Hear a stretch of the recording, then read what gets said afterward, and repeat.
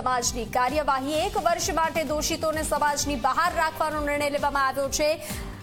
ગબ્બર ઠાકોર, અર્જુન ઠાકોરને સમાજની બહાર કરવામાં આવ્યા છે। 1 વર્ષ સુધી કોઈ આર્થિક ધંધાકીય વ્યવહાર નહીં કરવામાં આવે। સોશિયલ મીડિયા પરથી પણ અનફોલો કરવા લોકોને સમાજે અપીલ કરી છે। ગબ્બર ઠાકોર, અર્જુન ઠાકોર ને સમાજમાંથી બહાર કરવામાં આવ્યા છે। 1 વર્ષ સુધી કોઈ આર્થિક ધંધાકીય વ્યવહાર ન કરવા અપીલ। વાવથરાદ અને પાટણ જિલ્લા ઠાકોર સમાજના બંધારણને તોડનાર વ્યક્તિઓ, એ 3 વ્યક્તિઓના નામ આદરણીય ધારાસભ્ય શ્રી જાહેર કરશે। મુક્કમ જાબડિયા, તાલુકો ડીસા, જિલ્લો બનાસકાંઠાની સામે સમાજ નીચે મુજબનો નિર્ણય કરે છે। ઠાકોર સમાજ તેમને 1 વર્ષ માટે જ્ઞાતિ બહાર એટલે કે નાત બહાર મૂકવાનો નિર્ણય કરે છે।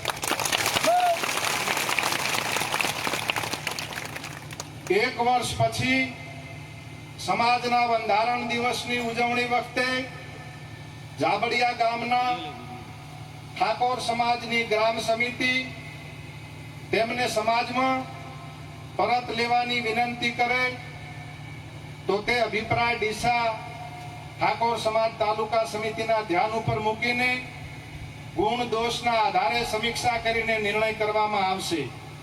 એનો યોગ્ય દંડ કરવામાં આવશે। આ વ્યક્તિઓને સામાજિક, આર્થિક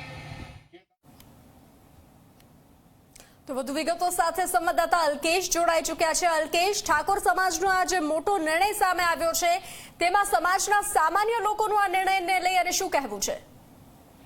જે ચોક્કસથી વાત કરવામાં આવે તો જે રીતે ડીસાના જાબડિયા ગામે જે કલાકારો છે તેમને પોતાના લગ્નના પ્રસંગની અંદર જે ડીજે વગાડ્યું હતું ને તેને લઈને ઠાકોર સમાજના યુવાનો તેમજ ઠાકોર સમાજમાં આક્રોશ થયો હતો ને જેને લઈને આજે જાબડિયા ગામે ઠાકોર સમાજની એક બેઠક મળી છે અને આ બેઠકની અંદર જાબડિયા ગામના જે દોષિતો કલાકાર જે ગબ્બર ઠાકોર અને અર્જુન ઠાકોર સહિત અનેક વ્યક્તિ છે તેમને 1 વર્ષ માટે સમાજ બહાર કરવાનો નિર્ણય કરાયો છે અને તેમને સામાજિક, આર્થિક અને ધંધાકીય બાબતોમાં સાથ ના આપવા માટેની પણ અપીલ કરાઈ છે અને જો પણ વ્યક્તિ આ લોકોને સાથ આપશે તેને પણ દોષિત ગણાશે તેવું અહીંયાથી જાહેર કરાયું છે।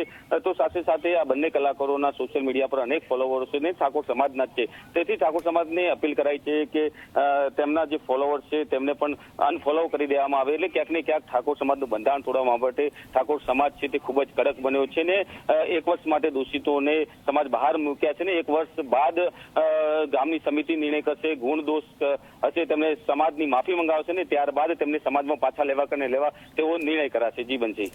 જી અલ્કેશ, જાણકારી સાથે જોડાવા બદલ આભાર।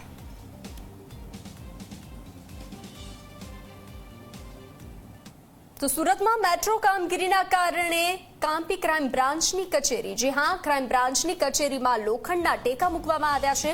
મેટ્રો કામગીરીના કારણે કચેરીના દિવાલોમાં તિરાડો પડી છે। કચેરી તૂટવાના ડરે લોખંડના ટેકા લગાવવામાં આવ્યા છે। અગાઉ આવી રીતે 4 બિલ્ડિંગ પણ ખાલી કરાવવામાં આવી હતી, ત્યાં પણ ટેકા મૂકવાની ફરજ પડી હતી, જર્જરિત થઈ હતી।